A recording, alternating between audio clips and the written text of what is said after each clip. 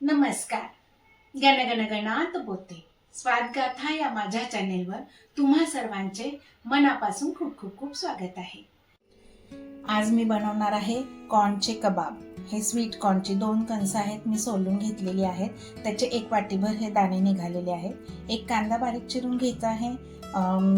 थोडीशी कोथिंबीर बारीक चिरून घेतली आहे. पिठांमध्ये म्हणाल तर 1 वाटी बेसन, 1 ही छोटी वाटी भरून तांदूळ पिठी आणि एकदम छोटी वाटी म्हणजे 2 चमचे कॉर्नफ्लॉवर आणि लाल तिखट, हिंग, हळद, त्याच्यानंतर धण्याची पावडर आणि जिऱ्याची पावडर आणि लसण आल्याची पेस्ट आणि स्वादानुसार मीठ आणि तळणीसाठीचं तेल. स्वीटकॉर्नचे दाणे आपण अर्ध बोबडे कुटून घेऊया. हे पहा, हे सगळं मी काढून घेते. आता याच्यामध्ये घेऊया 1 बारीक चिरलेला कांदा, कोथिंबीर, हे बेसन पीठ चाळून घ्यायचंय बरं का, तांदूळ पिठी, कॉर्नफ्लोअर, लाल तिखट, 1 मोठा चमचा भरून घेतलेला आहे, हळद, थोडासा हिंग आणि एवढासा ओवा घ्यायचा आहे, अर्धा चमचा. हा हातावर क्रश करून घेतली, मी मगाशी दाखवायची विसरली आहे. ओव्यामुळे पण टेस्ट खूप छान येते. धण्या जिऱ्याची पावडर, लसण आल्याची पेस्ट. आता राहिलं आपलं स्वादानुसार मीठ.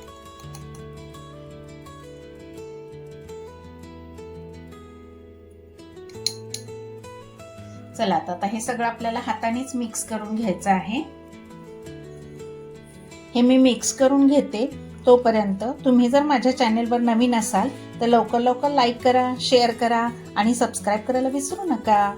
आणि बेल आयकॉनवर सुद्धा क्लिक करा, म्हणजे इथून पुढच्या सर्व रेसिपींचे नोटिफिकेशन्स तुम्हाला येत राहतील.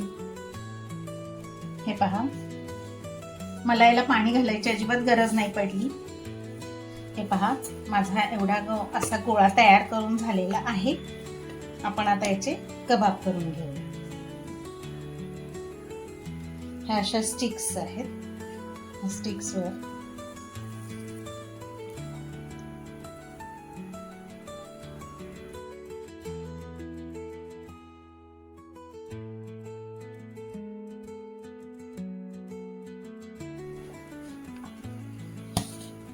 हे पहा, हे आम्ही असे 4 कबाब केलेले आहेत. आता हे आपण तळून घेऊया.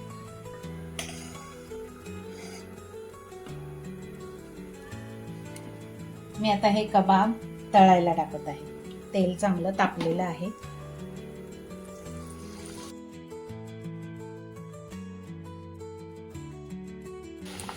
गॅसची फ्लेम मंद करायची आणि मंद याच्यावर तळून घ्यायचे, म्हणजे ते आतपर्यंत तळले गेले पाहिजेत, कच्चे नाही राहता कामा.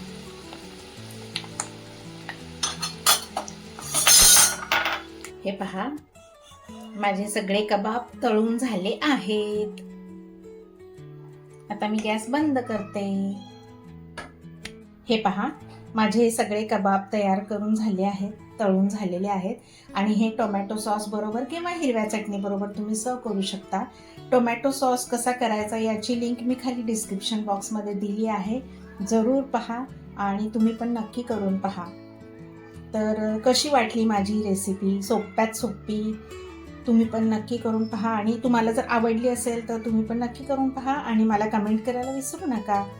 चला तर अशा स्वादिष्ट रुचकर रेसिपींसाठी पुन्हा भेट द्या माझ्या स्वादगाथा चॅनेलला. लवकरच भेटू आपण पुढील नवीन व्हिडिओमध्ये नवीन रेसिपीसह. तोपर्यंत मस्त खा आणि स्वस्त राहा. माझा व्हिडिओ पूर्ण पाहिल्याबद्दल खूप खूप खूप धन्यवाद. बाय.